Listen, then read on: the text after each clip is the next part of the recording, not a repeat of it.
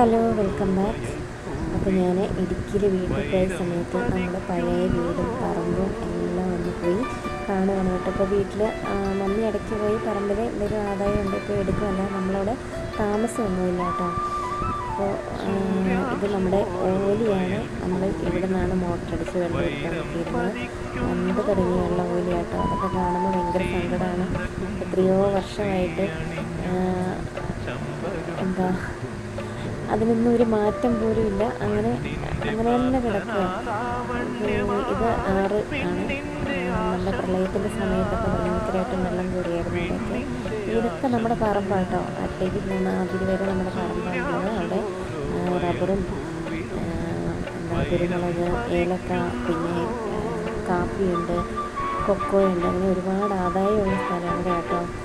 അപ്പോൾ അടുത്ത വീഡിയോയിൽ അടുത്ത വിശേഷം പറയാം.